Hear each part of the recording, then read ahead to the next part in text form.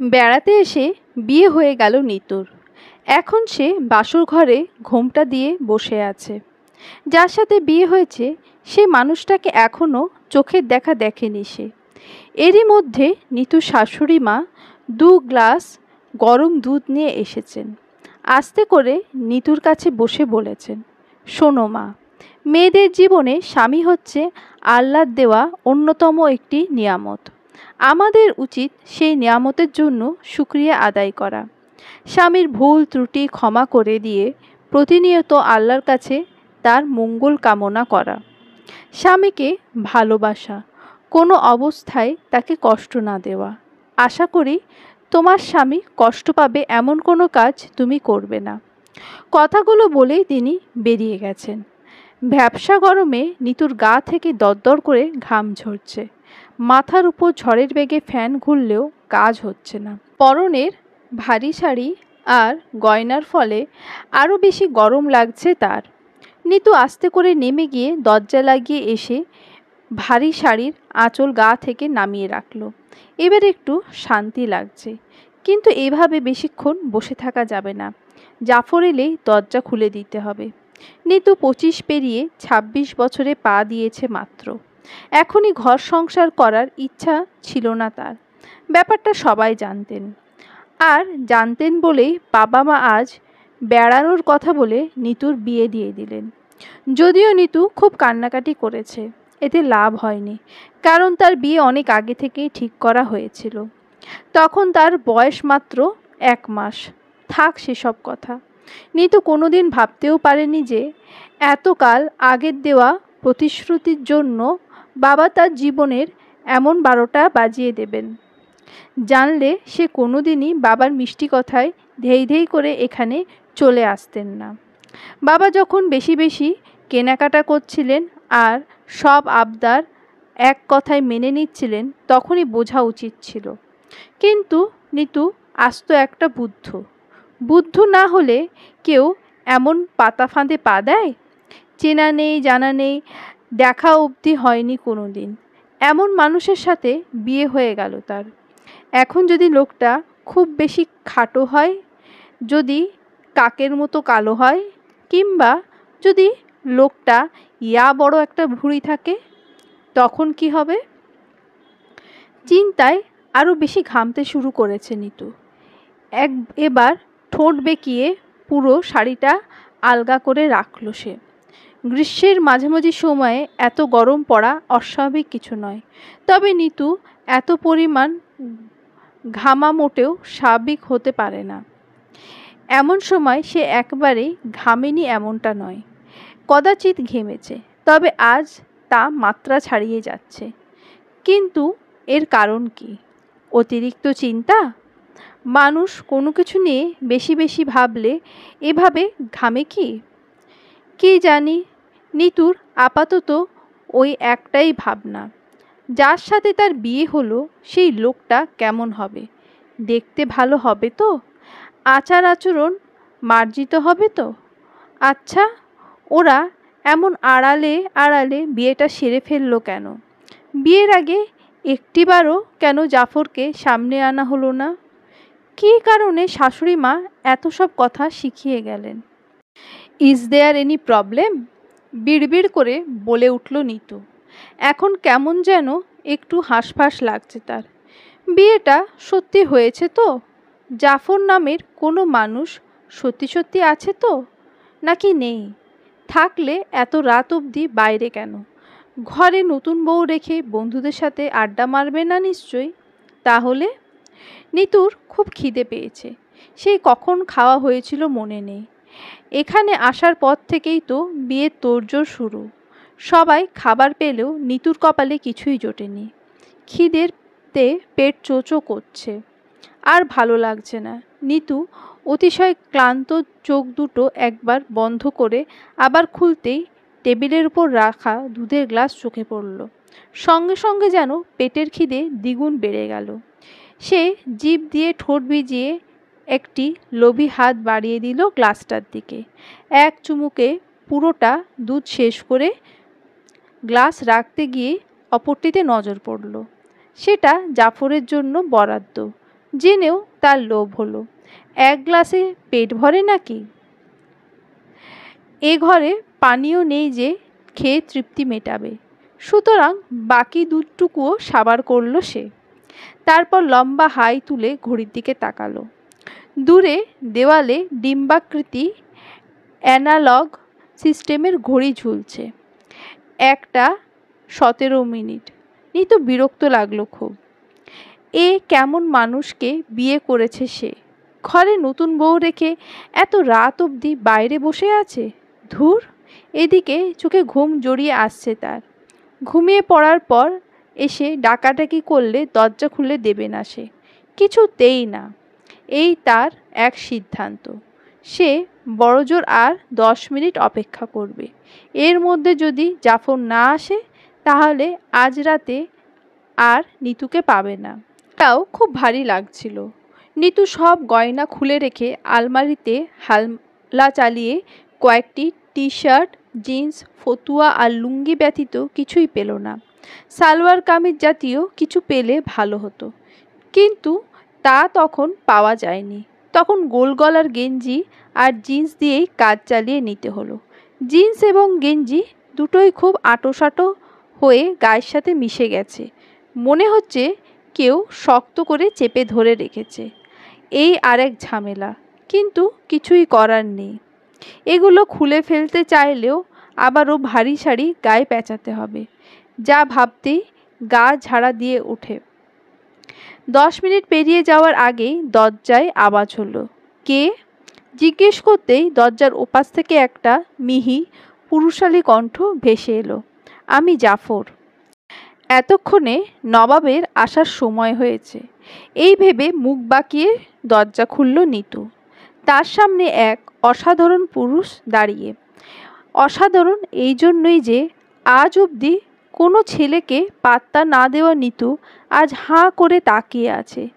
সামনে দাঁড়িয়ে থাকা মানুষটি এতটাই সুদর্শন যে নিতু মনে মনে বলে উঠল, এতদিন তুই কই ছিলি চাঁদু?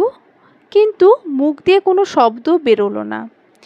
একটু আগে তার গা থেকে ঘাম ঝরছিল, এখন কিছুটা সময়ের ব্যবধানে ঘামের নোনা জল শুভ্র শীতল পরশ দিচ্ছে গায়ে। জাফরের পরনে একটা কালো পাঞ্জাবি, চোখে কালো সানগ্লাস, মাথায় পরিপাটি কালো কুচকুচে চুল, মুখ ভর্তি কালো কালো দাড়ি, আর গায়ের রং দিনের মতো উজ্জ্বল। নীতিও ততটা ফর্সা নয় যতটা জাফর।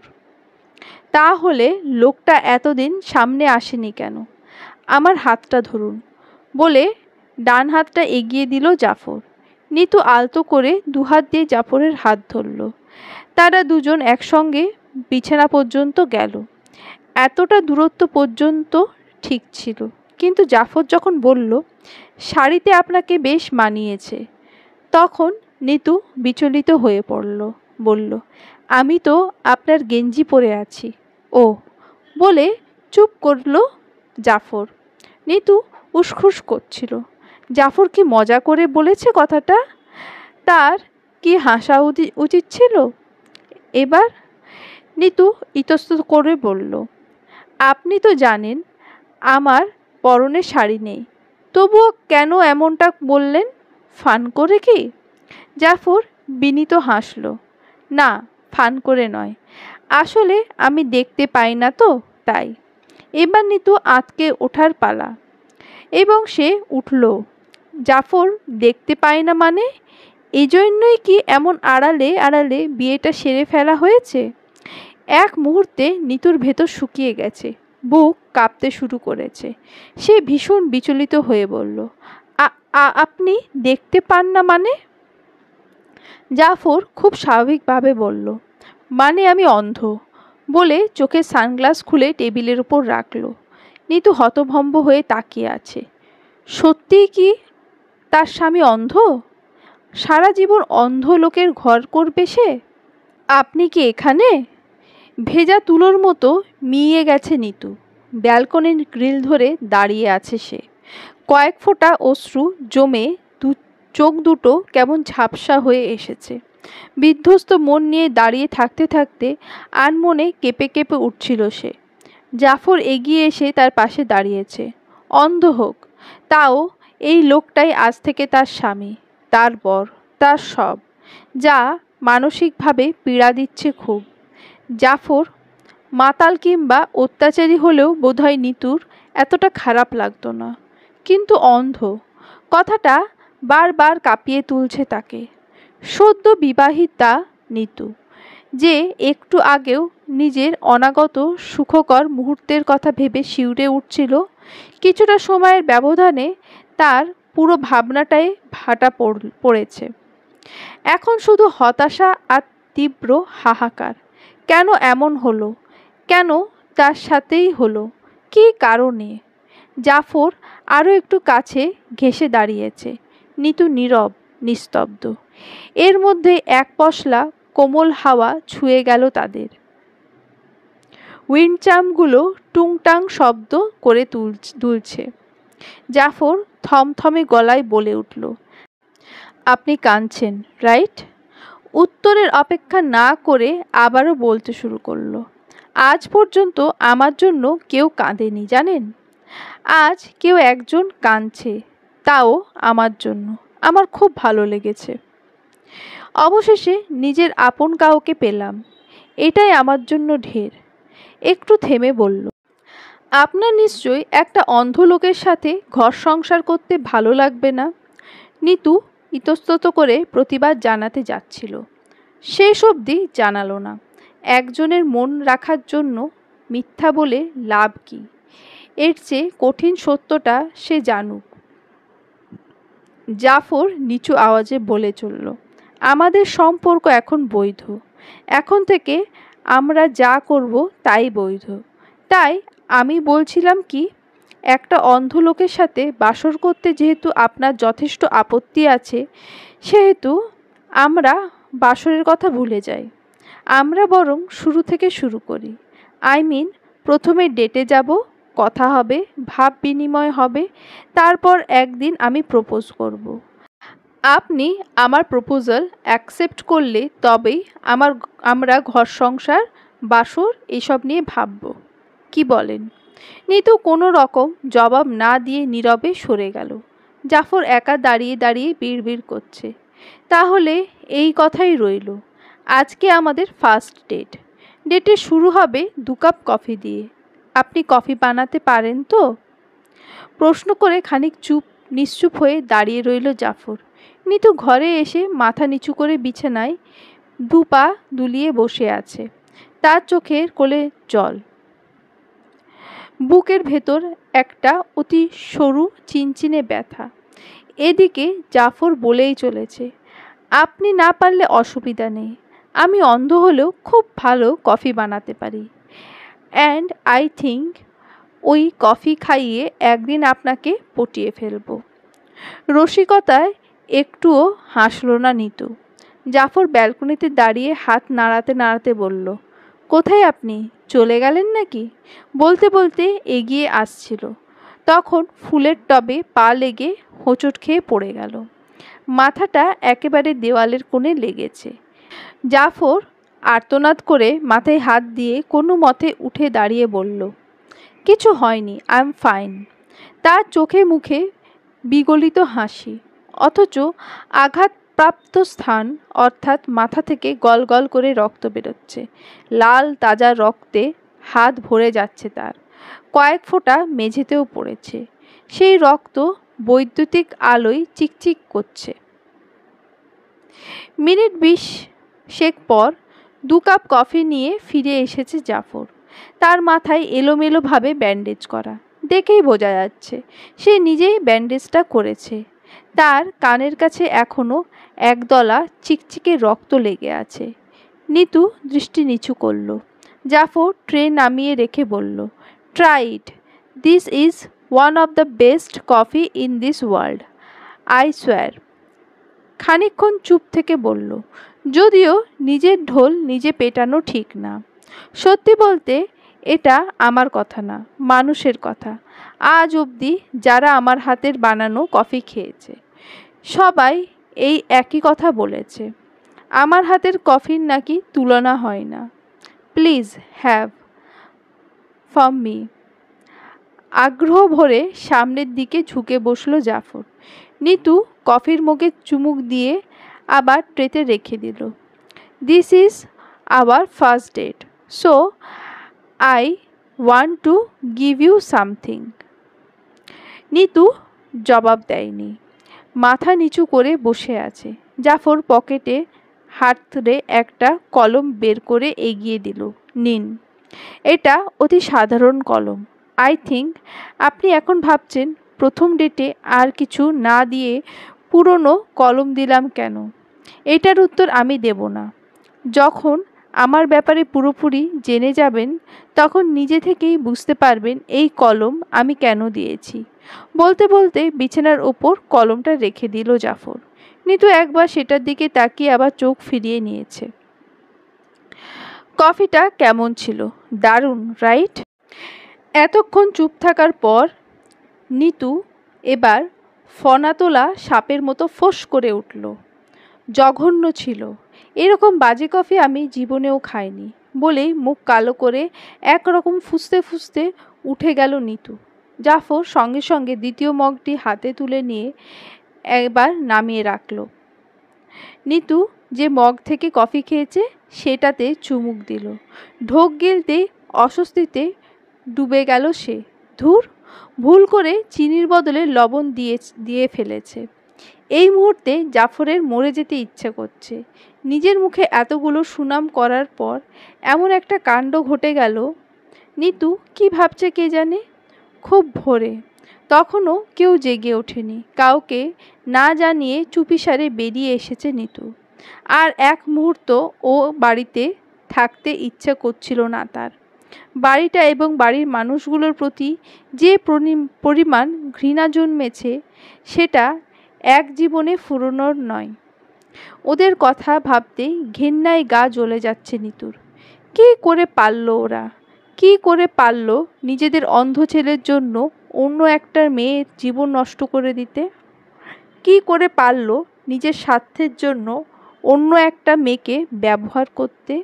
আর জাফর, সেও কি কম? নিজে অন্ধ হয়েও সেটা আড়াল করে বিয়ের কাজ সেরে ফেলল। আর আগে একটিবার জানতেও চাইল না কোনে রাজি কিনা। একটিবার খোঁজ নিল না কোনে তার ব্যাপারে জানে কিনা। সব কিছু আড়াল করে বিয়েটা সেরে ফেলল। একেবারে বাসর ঘরে উদয় হল গিয়ে। তার কি একটুও লজ্জা শরম থাকা উচিত ছিল না? একটুও না। এত নির্লজ্জ কেউ হয়? ক্ষোভে ফুঁসে উঠল নিতু। বাসে চড়ে বাসায় পৌঁছাতে অনেক বেলা হয়ে গিয়েছে। তাকে দেখে মায়ের চোখ গোল। তিনি এগিয়ে এসে কিছু বলার আগেই নিতু নিজের ঘরে ঢুকে গিয়ে দুম করে দরজা বন্ধ করে দিল। বিকেলে দরজা খুলল সে। মা তখন কাছে এসে বসেছেন। তিনি বিস্ময়ে নিতুর মুখের দিকে তাকিয়ে থাকলেও কিছু বলছে না।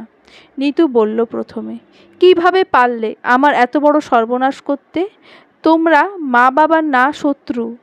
কেন আমার জীবনটা নরকে পরিণত করলে বলতে পারো? আমি কি এমন পাপ করেছিলাম বলো? তুই কি কাউকে না বলে পালিয়ে এসেছিস? নিচু গলায় জিজ্ঞেস করলেন মা। বারে, একটা অন্ধ লোকের হাতে তুলে দিয়ে এসেছো, ভেবেছ এবার বোঝা কান থেকে নেমেছে? এবার অন্ধ লোকের ঘর করুক, বাচ্চা কাচ্চা পয়দা করুক, ঘর সামলাক, আর আমরা একটু হাঁপ ছেড়ে বাঁচি, এই ভেবেছিলে তোমরা না? বিমর্ষ কণ্ঠে বলল নিতু। মা আহত চোখে চেয়ে ঢোক গিলে বলল, কোনো ভুল বুঝেছিস আমাদের। কটা দিন ছেলেটার সাথে থাকতি, একবার দেখে এমন মন্তব্য করছিস? তোর মনে আছে একদিন তুই নিজেই আমাকে একটা বিখ্যাত প্রবাদের কথা বলেছিলি বইয়ের কভার দেখে যেন বইয়ের মান আন্দাজ না করি। আমার পরিষ্কার মনে আছে তুই এই রকমই কিছু একটা বলেছিলি না? এটা আমার জীবনের প্রশ্ন মা। তুমি একটা প্রবাদ শুনে আমার জীবনটা ধ্বংসের পথে ঠেলে দিতে পারলে? কি বলতে চাইছিস? জাফর ধ্বংস? আমরা জাফরের সাথে তোর বিয়ে দিয়ে তোর জীবন ধ্বংস করেছি, নয়তো কি? মা একটু চুপ করে রইল। হঠাৎ বলে উঠলেন, বিখ্যাত স্ক্রিন রাইটার জাহাদ আলমের নাম শুনেছিস? জেইনি সিরিজের লেখক? বলে কপাল কুঁচকে তাকালো নিতু। হ্যাঁ, তাকে দেখেছিস কোনো দিন? সিরিজ পুরোটা দেখেছি, কিন্তু লেখককে দেখিনি। দেখতে চাস? বলে বুক ভরা নিঃশ্বাস নিলেন মা। যদি চাই তাহলে ফিরে যা তোর শ্বশুরবাড়ি, গিয়ে দেখ বিখ্যাত স্ক্রিন রাইটার জাহাদ আলম তোর জন্য অপেক্ষা করে বসে আছে। তার ডাকনাম জাফর। বলে হনহন করে বেরিয়ে গেলেন মা। নিতু হতভম্বভাবে বসে আছে। জাফর সেই বিখ্যাত স্ক্রিন রাইটার যার লেখা সিরিজের প্রায় সময়ই ডুবে থাকতো নিতু। কিন্তু সেই বিখ্যাত লোকটা এমন মজা করলো কেন তার সাথে?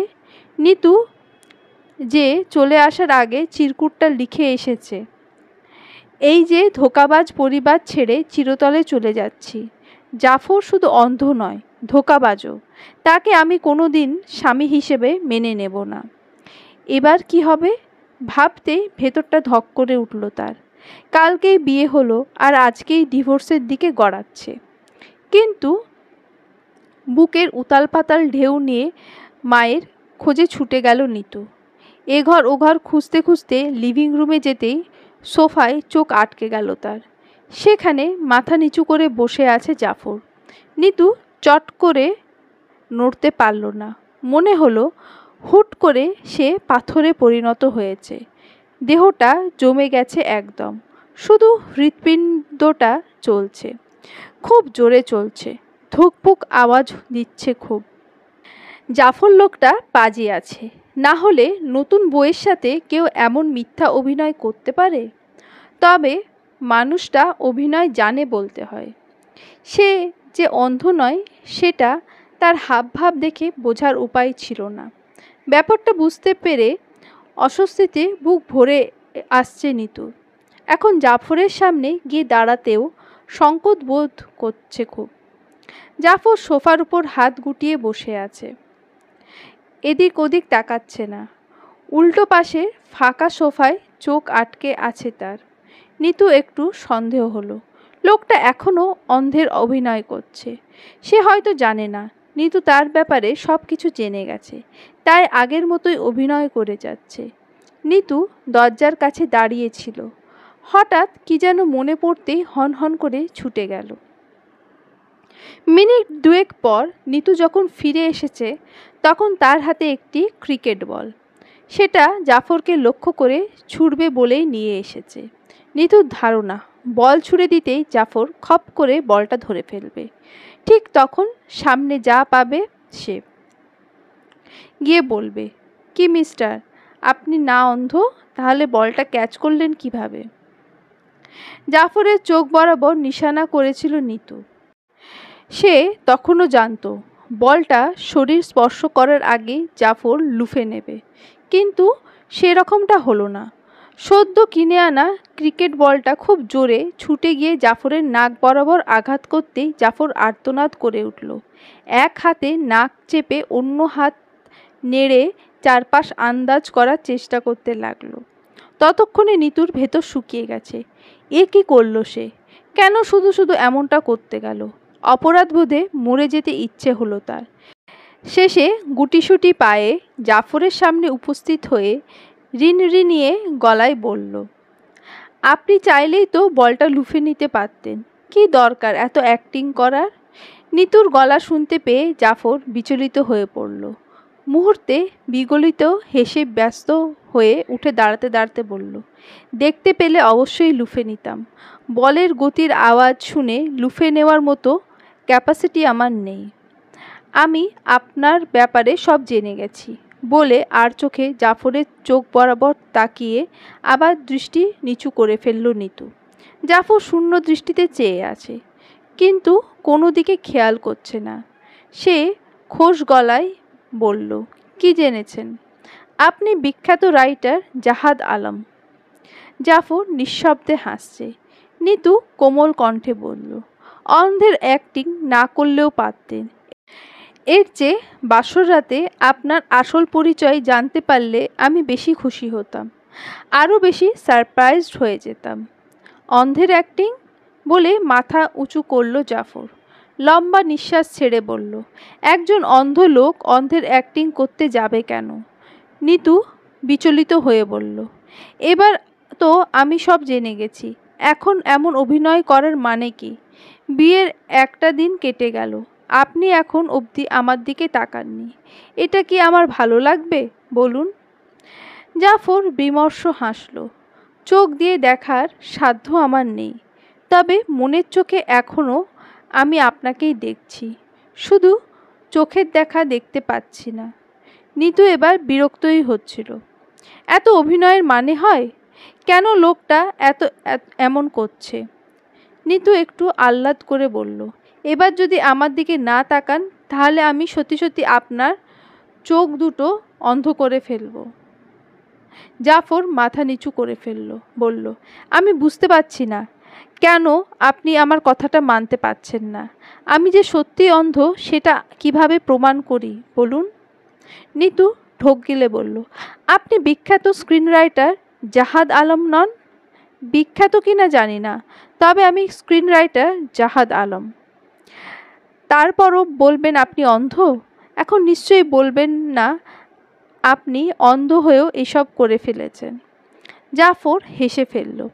এই ব্যাপার, এজন্যই আপনি ভাবছেন আমি অন্ধ নই? নয়তো বলে বিস্ময়ে জাফরের চোখের দিকে চেয়ে রইল নিতু। আমি জন্মান্ধ নই। জেইনি সিরিজ লিখে শেষ করার পর হলো অ্যাক্সিডেন্ট। শহরে গন্ডগোল চলছিল, রাজনৈতিক দাঙ্গা। আমি মূলত এসব বিষয় নিয়েই পরবর্তী লেখাটা লিখতে চাইছিলাম, তাই সরাসরি চলে গেলাম সেখানে। মারামারি হচ্ছিল, এক পক্ষ এদিক দিয়ে ধাওয়া দিলে অপর পক্ষ পালিয়ে গিয়ে কিছুক্ষণ পর দ্বিগুণ দলবল নিয়ে তেড়ে আসছে। অনেক মানুষ ছিল, গাদাগাদি ভিড়। আমি ভিড়ে মিশে গিয়েছিলাম যাতে সব ঠিকঠাক চোখের সামনে থেকে দেখতে পারি। হঠাৎ পুলিশ রাবার বুলেট ছুঁড়তে শুরু করলো, সাথে টিয়ার সেল, লাঠি চার্জ, এসব তো আছেই। ধোঁয়ায় অন্ধকার ছিল চারপাশ। তখন টিয়ার সেলের জন্য আমার চোখ ক্ষতিগ্রস্ত হয়েছে কি না জানি না, শুধু জানি হঠাৎ চোখ দুটো ভীষণ যন্ত্রণা শুরু হয়। আমি চোখে হাত দিয়ে মাটিতে পড়ে গিয়েছিলাম। তখন কত লোক যে আমার গায়ের উপর দিয়ে হেঁটে চলে গেছে। মানুষের লাথি খেতে খেতে অজ্ঞান হয়ে পড়েছিলাম।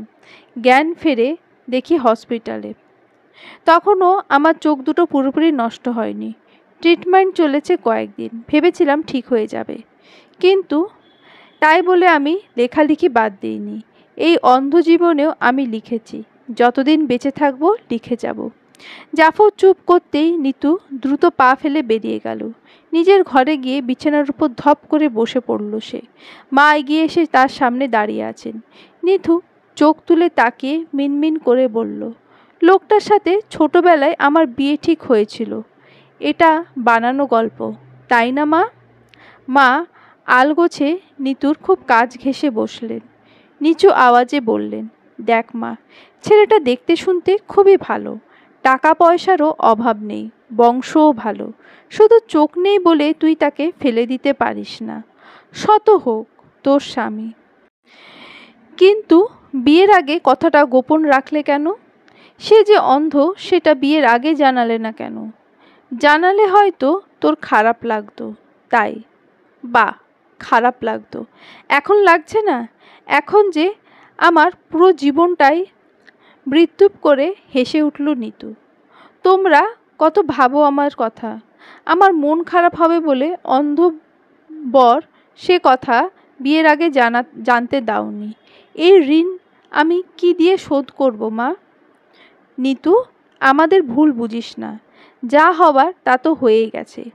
অন্ধ হলেও জাফর এখন থেকে তোর স্বামী, তাকে ভালো রাখার দায়িত্ব তোর। এখন যদি তুই এমন পাগলামো করিস তাহলে কিভাবে হবে? তোর কি উচিত না মানুষটার সব দুঃখ কষ্ট ভুলিয়ে দিতে, নিজের সব কিছু বিলিয়ে দেওয়া? নিতু এবার ভীষণ আগ্রহ নিয়ে মায়ের দিকে তাকালো। ইনি তার নিজের মাই তো? সেই ছোটবেলা থেকে যাকে মা বলে জেনে এসেছে, সে অতি পরিচিত প্রিয় মানুষটাই তো। মেয়েদের বিয়ের বয়স হলে মায়েরাও বুঝি বদলে যায়, মায়েরাও বুঝি পর হয়ে যায়, এটাই কি নিয়ম? জাফর কথা দিয়েছে তোর ভাইকে কানাডা পাঠানোর থেকে শুরু করে তার পড়াশোনার যাবতীয় সব খরচ সে বহন করবে।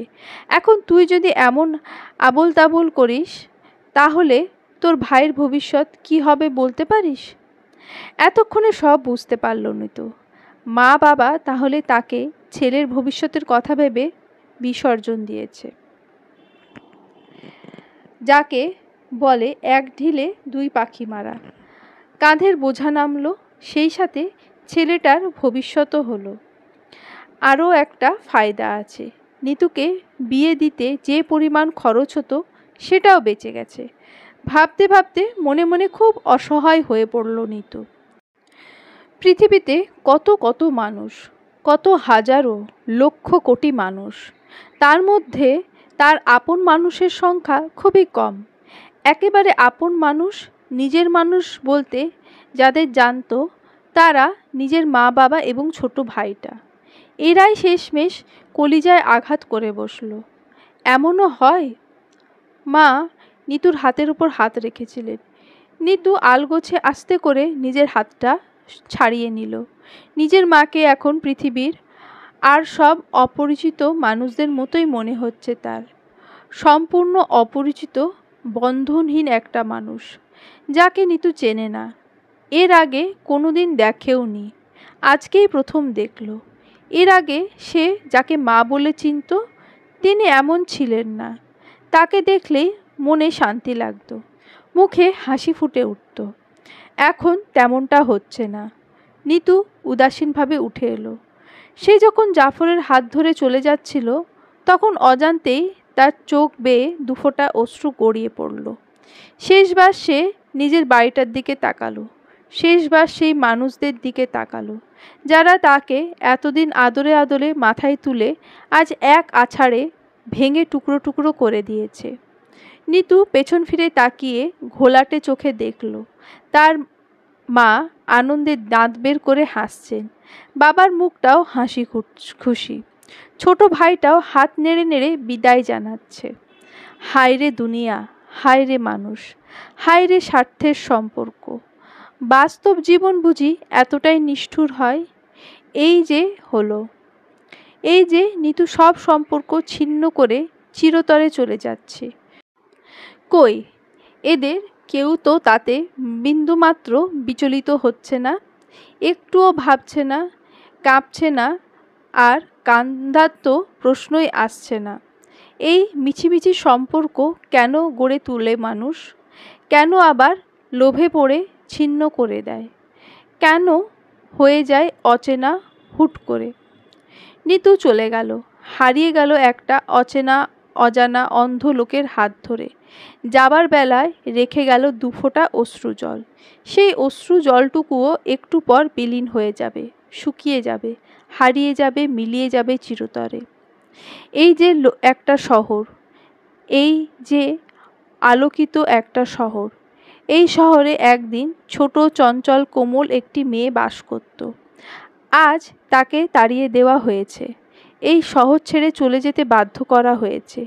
তার ছোট ভাই যাবে স্বপ্নের দেশে, পড়াশোনা করে বড় হবে, হয়তো একদিন মা বাবাকেও নিয়ে যাবে সেখানে। তখন এই শহরটা একদম ফাঁকা হয়ে যাবে। একাকী নিঃসঙ্গ দাঁড়িয়ে থাকতে থাকতে কপালের ওপর হাত উঁচিয়ে দূরে দৃষ্টি রাখবে। কেউ এদিকে আসছে কি? না, কেউ আসছে না। যতদূর চোখ যায় শুধু কালো কালো দীর্ঘশ্বাসের প্রবল ঢেউ, এর বাইরে কিছুই নেই। সমাপ্ত।